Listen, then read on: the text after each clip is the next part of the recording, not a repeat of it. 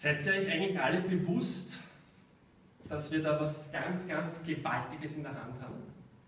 Also ich persönlich bin wirklich extrem stolz und dankbar dafür, dieses Business machen zu können, weil das wirklich was Lebensveränderndes ist. Also es hat wirklich mein Leben auf den Kopf gestellt. Und ich habe ja schon einiges an Erfahrung gesammelt und nichtsdestotrotz da geht nichts drüber. Und ich bin, wie gesagt, auch sehr froh, gemeinsam mit euch das zu machen. Und das ist mein großes Warum, weil in unserem Geschäft, in diesem Business, in dieser Chance dreht sich extrem viel um ein Warum. Warum machen wir das hier? Mein Warum seid ihr. Das sind Menschen, weil ich weiß, wenn die richtigen Menschen zum richtigen Zeitpunkt am richtigen Projekt zusammenarbeiten, dann explodiert es. Dann explodiert es wirklich und dann wird was Gewaltiges geschaffen.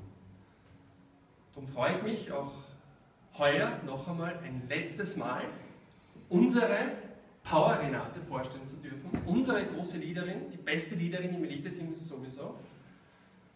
Eine Frau, für die ich sehr dankbar bin und natürlich auch ihren Peter, dieses Geschäft kennengelernt zu haben. Und eine Frau, eine Macherin, eine Umsetzerin. Jemand, der nicht plappert, sondern der macht. Jemand, der Gas gibt, jemand, der vorzeigt, jemand, der vorlebt und jemand, der nach vorne schreitet. Und ich bin sehr froh und stolz, mit ihr zusammenarbeiten zu können, mit Ihnen beiden zusammenarbeiten zu können und begrüßt bitte mit einem tobenden Applaus Renate.